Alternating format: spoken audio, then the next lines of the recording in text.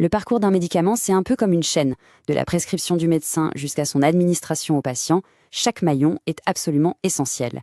Parce qu'une seule erreur, un tout petit oubli, peut avoir des conséquences vraiment graves. Alors la question c'est, comment fait-on pour sécuriser tout ce parcours et mieux protéger les patients? C'est ce qu'on va explorer ensemble. Pour commencer, un chiffre qui fait réfléchir. 130 000. C'est le nombre d'hospitalisations causées chaque année, en France, par des accidents liés aux médicaments. C'est énorme. Il faut bien se rendre compte que derrière cette statistique, ce sont des vies, ce sont des familles qui sont impactées. C'est un véritable enjeu de santé publique qui nous montre à quel point chaque détail, vraiment, compte. Alors, pour bien comprendre tout ça, voilà notre feuille de route. On va d'abord définir ce qu'est le risque médicamenteux. Ensuite, on reviendra aux bases, qu'est-ce qu'un médicament, puis on suivra son parcours, son circuit. Et enfin, on s'intéressera aux bonnes pratiques et aux stratégies qui permettent de construire un système de soins beaucoup plus sûr. On attaque donc avec le risque médicamenteux. Et pour ça, il y a un concept clé, un mot qui peut paraître un peu technique, mais qui est au cœur de tout, la iatrogénie. C'est vraiment la base pour comprendre la sécurité des soins. Alors, l'iatrogénie médicamenteuse, qu'est-ce que c'est exactement?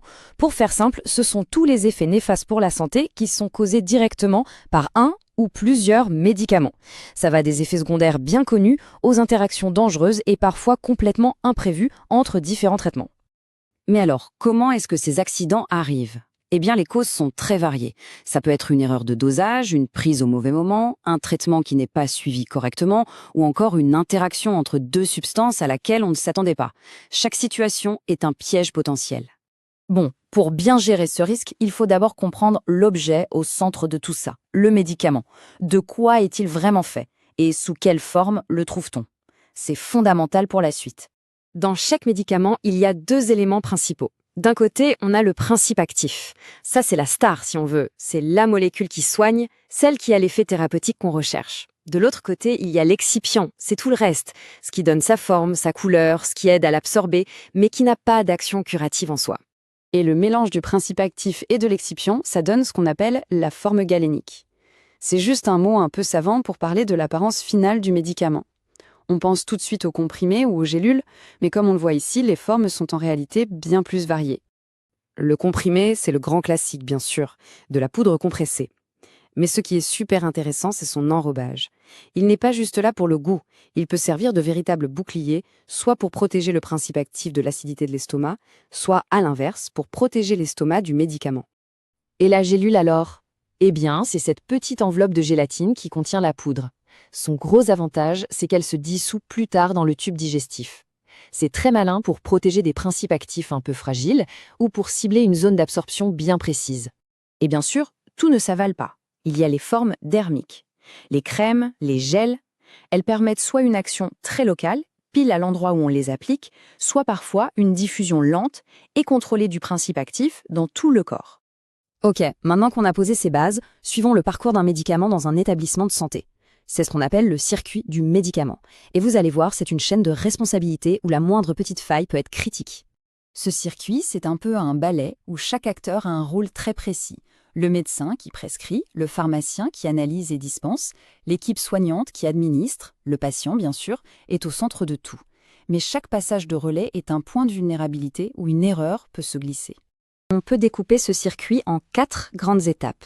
D'abord, la prescription par le médecin. Puis, la dispensation par le pharmacien. Ensuite, l'administration par les soignants. Et enfin, une étape cruciale qu'on a tendance à oublier, le suivi, pour vérifier que le traitement est efficace et bien toléré. Face à cette complexité, heureusement, on n'est pas sans défense. Des systèmes et des outils ont été mis en place. Alors voyons comment la vigilance s'organise et quelles sont les bonnes pratiques pour garantir la sécurité à chaque étape. Le pilier de cette sécurité, ça s'appelle la pharmacovigilance. C'est un immense système de surveillance qui collecte et analyse tous les effets indésirables signalés, pas seulement dans des conditions normales, mais aussi en cas d'erreur, de surdosage, de mésusage.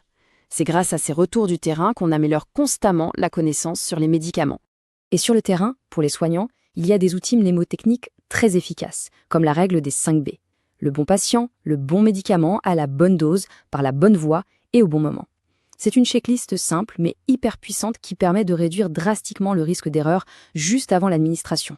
Les outils individuels comme les 5 B, c'est essentiel. Mais pour une sécurité vraiment robuste, il faut voir plus grand. Il ne s'agit pas seulement d'éviter l'erreur d'une personne, mais de construire un système entier qui soit résilient. C'est ce qu'on appelle l'approche systémique du risque. Pour bien visualiser cette idée, rien de tel que le fameux modèle du fromage suisse. Imaginez que chaque étape du processus est une tranche de gruyère. Chaque tranche a des trous, ce sont les failles. La plupart du temps, l'erreur est bloquée. Mais l'accident arrive quand, par malchance, les trous de plusieurs tranches s'alignent parfaitement. Là, l'erreur traverse toutes les défenses et atteint le passé. Ce modèle nous apprend qu'il ne faut pas s'arrêter à l'erreur visible, l'erreur active de la personne en première ligne. Non, il faut aller chercher les causes profondes, les défaillances latentes, cachées dans le système. Ça peut être une procédure mal écrite, une surcharge de travail, un manque de formation. Car un accident est rarement la faute d'une seule personne, c'est le symptôme d'un système entier. La solution, c'est donc de construire une défense en profondeur. Au lieu de chercher une barrière unique et parfaite, on va multiplier les couches de protection. Certaines vont prévenir l'erreur, d'autres vont la récupérer avant qu'elle ait des conséquences, et d'autres encore vont en atténuer les effets si, malgré tout, elle survient. Finalement, cette citation résume parfaitement la culture de sécurité moderne. L'erreur est humaine, elle est inévitable.